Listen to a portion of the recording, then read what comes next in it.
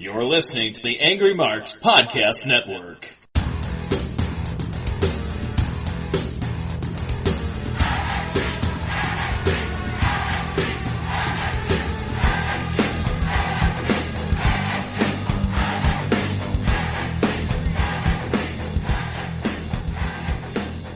Welcome back, everyone, for another week of NXT here at AngryMarks.com. My name is Rohan Unra. Give me a follow on Twitter at Rohan Unra. Subscribe to the iTunes feed, keyword AngryMarks, and subscribe to our YouTube channel at AngryMarks.com. Let's take a look at NXT episode number 492. This is for February 13th, 2019. The show opened with a graphic in memory of Pedro Morales, who sadly passed away a few days ago. Our opening contest is Dominik Dijakovic. He's coming down to the ring.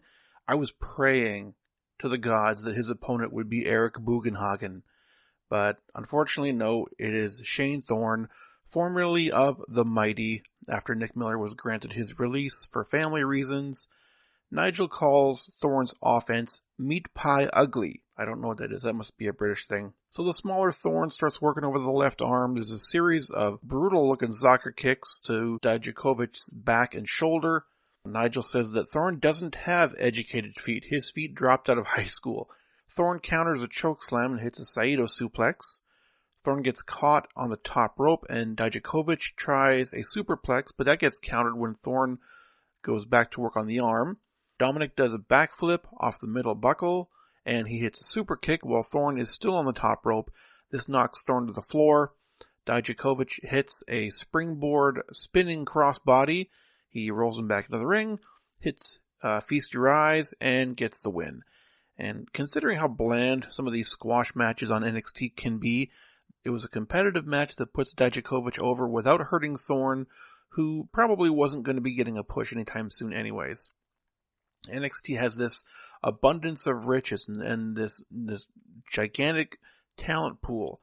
But until some of these top tier guys like your Garganos and Alistairs and guys of that ilk move up to the main roster, Dijakovic and people at his level are still just going to be toiling in these squash matches in an effort to get TV time. We're backstage with the Undisputed Era. People are saying that they've had a bad start to 2019, but everybody has ups and downs. Everybody has speed bumps. They all say that by the end of the year, they will be dripping in gold. Tonight, Adam Cole is facing Ricochet, that one-trick pony. The highlight for me was seeing the four of them standing all side by side. Roderick Strong was the only one out of these four with any semblance of a tan. The other three, pasty white. We got a recap of the 6-woman main event from last week where Bianca Belair threw a hissy fit because she wasn't the one who pinned Shayna, it was Io Shirai. So we're backstage with Io and Kairi. The reporter geek shoves the microphone in their face. What are your thoughts? Io says she's coming for the women's NXT title. Bianca comes into the frame. Within 1 week, she's gone from being one of the top babyface stars to a complete jaded bitch. And she says that Io and Kairi need to step back of the line because Bianca is still undefeated.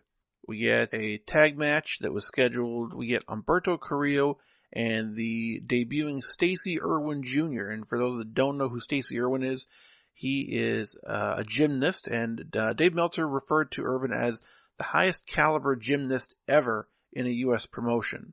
They're preparing for a tag match, but before their opponents can be introduced, Cassius Ohno comes out, wearing what will most likely be the talk of Twitter, a nice-looking shirt, sporting a picture of Masato Tanaka elbowing a chair into someone, who I would assume is Mike Awesome. He says it's been a tumultuous 2 years since his NXT return. He was sitting in the back, he was watching the camera pan over the NXT universe, the notorious Full Sail crowd. Well, you people all make me sick. Blah, blah, blah, blah, blah. He starts healing on them, and he says he's leaving. He's going to go somewhere where he can show that he's the greatest. Keith Lee sneaks up behind him and just lays him out with a roaring elbow. Lee takes the mic. He tells the unconscious Ohno that it could have been way worse. He apologizes to the crowd. He apologizes to Humberto and Stacey, who are just still chilling in the ring. What a friendly, polite gentleman this Keith Lee is. And he proclaims that the show must keep rolling. The opponents are the Street Profits. So Ford and Carrillo start out and they go sort of move for move with different flips and drop kicks, and they each try to show each other up. Profits drag Carrillo into the corner, and they're being way more aggressive than normal after they're almost working as a heel team. Irvin gets his first tag in, he does some fancy flips, he hits a running shooting star. Dawkins kills him with a spear, and then the Profits now have Irwin in the corner. So Ford is being super aggressive, and then we almost saw Stacy Irwin Jr. die. Ford picks him up for a back suplex, and I don't know what happened, but as Ford is picking him up, Irvin kind of over-rotates, and he landed freakishly on the top of his head and neck, and everyone in the building just screeched with terror, and silence fell upon Full Sail. The ref immediately dove in, as if he was about to take a bullet for this man. It's been a long time since I've seen a crowd react like this to what I thought was an actual murder right in front of me. So this looked super scary, but I think Irvin has an incredibly thick neck, and I think he was able to pull through. He ended up finishing the match. He made a hot tag. Carrillo comes in, he starts running wild on both Profits, including a missile top rope drop kick on Dawkins. And then right away, Irwin tags back in, and he hits this beautiful looking moonsault, albeit it was a little bit short. I think Dawkins was a little too close to the corner for that. So Irwin tries a Hurricane Rana on Dawkins, and Dawkins powers him up. He gets Irwin on his shoulders. I keep saying Irwin, it's Irvin. Ford makes the tag, and they hit the Doomsday Blockbuster for the win. Street Profits get on the mics afterwards, and they say they want to be in the title picture. And Ford starts to call up the War Raiders, and as soon as he does, they're interrupted by the champions? No, they're interrupted by Fabian Eichner and Marcel Bartel, who say that they deserve an opportunity way more than the Profits do, and tells them to stand aside.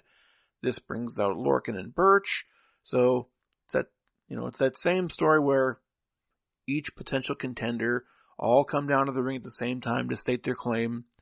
So finally the War Raiders come out, and they're telling the other three teams to go ahead and make a move. The Undisputed Era come and they rush the Raiders from behind.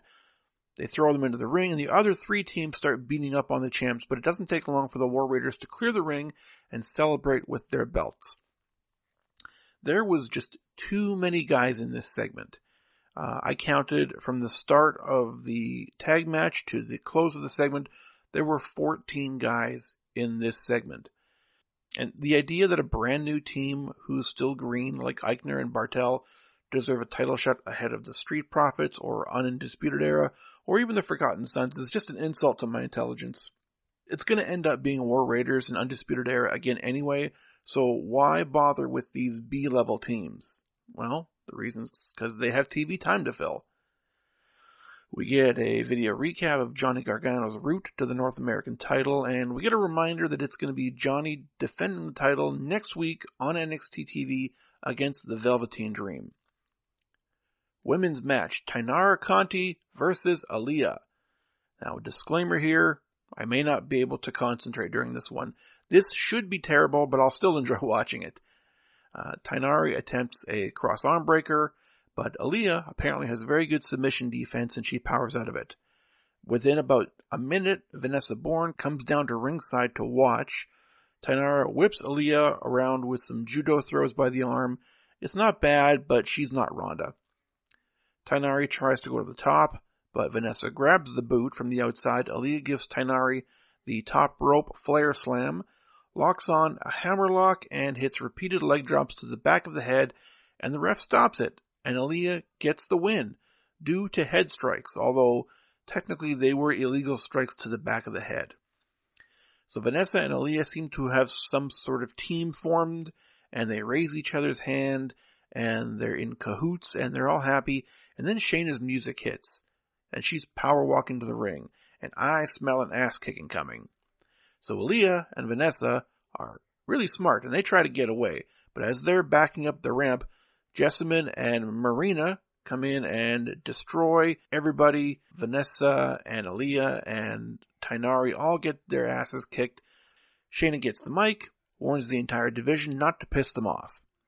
So Shayna was kind of upset because she was pinned last week by Io Shirai, so she's taking out her frustrations on this threesome of mid-card women. The segment, even though for me it was aesthetically pleasing to watch Aaliyah and Tainari, the goal of this segment was to get Shayna to cut a badass promo, which she could have done backstage. Get a video recap of Velveteen Dream winning the Worlds Collide tournament and his challenge to Johnny Gargano. Main event, Ricochet and Adam Cole. This is a rematch of their classic TakeOver Brooklyn 4 match. Ricochet hits a suicide dive early. The action goes back and forth with neither man really getting a sustained advantage. Cole wraps up Ricochet's knees around the post, which becomes pretty much the focal point of the match. Cole gets frustrated with the referee and he gets in his face, and the referee is Drake Younger. So if there was a ref that I would not want to get into the face of, it's the hardcore legend Drake Younger. Ricochet scores with a reverse Rana. He continues to sell the left knee, and while Cole is lying prone, Ricochet attempts a springboard 450, but he loses his balance and he lands with all of his weight and crushes both of Cole's shins. That looked disgustingly terrible. There's an exchange of forearms, knees, and kicks. They battle on the top rope, ending with Ricochet hitting a top rope Rana. He nails Cole with an axe kick with his good leg, and he hits the Vertigo for the win, which is like it's like a cradle suplex or a one-winged angel. So immediately, the rest of the Undisputed Era come out to stomp down Ricochet. Aleister Black attempts to rush and make the save, but he's quickly overtaken, and the Undisputed Era stand over both babyfaces as the show goes off the air. What I've come to conclude here is that Adam Cole sure loses a lot. And for someone who is such a pivotal character on this show, Adam Cole looks like he's just kind of he's kind of stuck with the creative team in limbo, really not knowing what to do with him.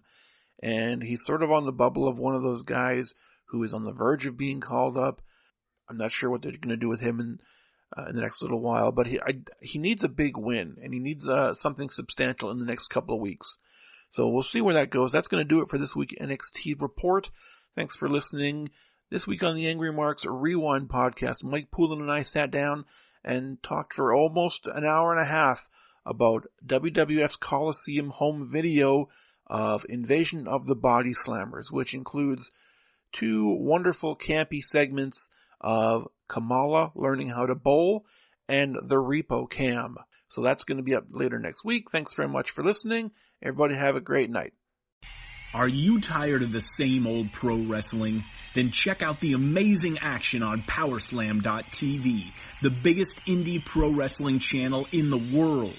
Get over 3,000 hours of the best pro wrestling events from over 100 of the biggest names in the industry from over 15 countries around the globe. Get your free trial today at Powerslam.tv.